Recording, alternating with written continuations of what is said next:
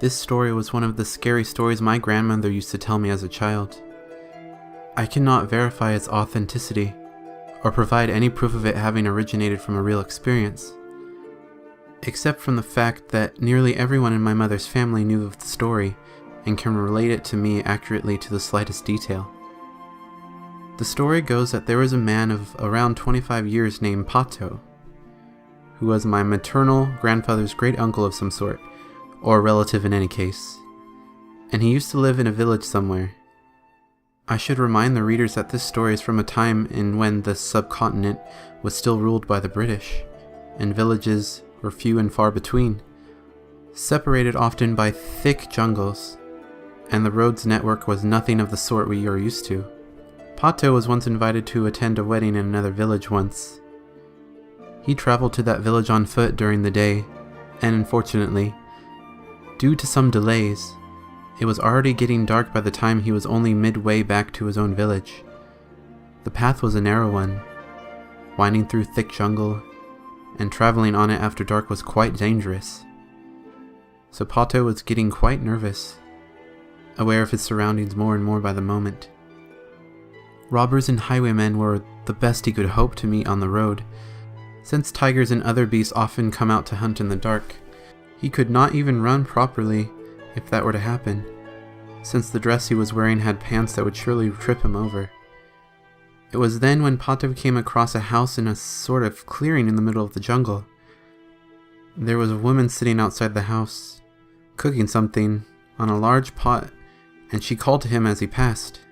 "Traveler, would you like some food and a place to stay for the night?" Pato was somewhat taken aback, since it was strange for a woman to be living alone in the middle of the jungle. And stranger yet, that she would invite a complete stranger passing by into her house for the night.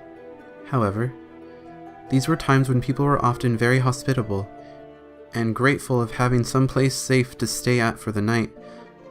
Pato took up the offer. Pato was fed a fair meal and the woman seemed to be friendly enough.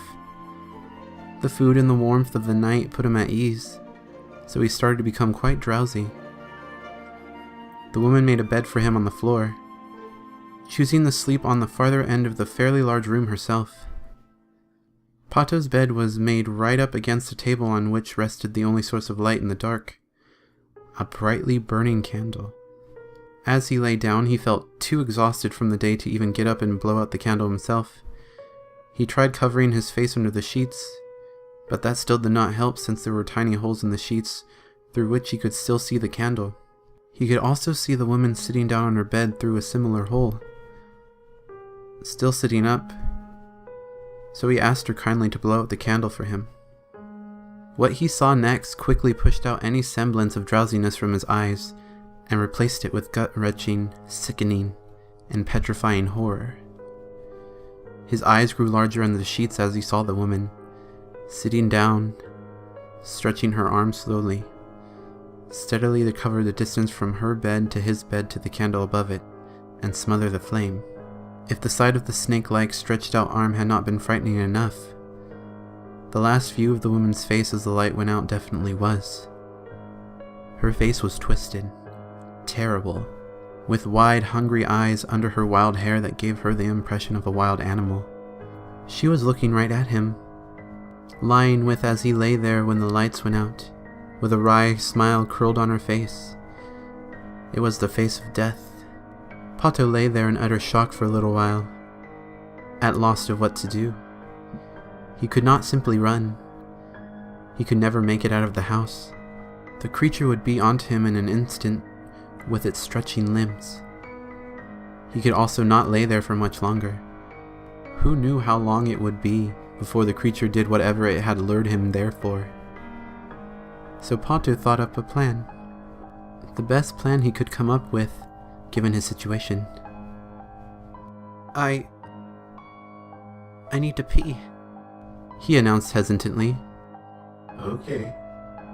The toilet is at the back of the house," said the thing. "That's okay. I can just do it in the bushes outside," he said. Saying this, he got up and went outside, squatting behind the bushes. The creature, meanwhile, was at the door, looking at his each movement. "Can you give me some privacy? I can't go about my business like this," he half yelled, half pleaded from behind the bush. The woman went back in the house after hearing that, which was lucky, since Pato needed every moment's advantage he could get. He quickly took off his pants to allow himself to sprint, quietly slipped out of the bushes and started running as fast as he could. The thing realized what had happened though, and came after him quickly enough. But Pato kept running, never looking back once, even though the thing kept shouting at him to stop and come back. Finally, just as he seemed he would give up on himself, the thing stopped chasing him. But it shouted something at him which refroze Pato's insides just before he was out of earshot. You can run, Pato, but my sister will be waiting up ahead to greet you. And she can run much faster than I can. This, however, was not true. Pato ran for what seemed like an hour to him, but there was no sister lying in ambush on the path ahead. He made it back home just as the roosters were screeching. He was breathless, feverish, and quite delirious. I would like to say that it ended well for Pato, but it did not. He is said to have died of the fever he got that night, never recovering from the terror, but not before letting his family and the village know of the terrifying danger lying in wait for them in the dark jungles.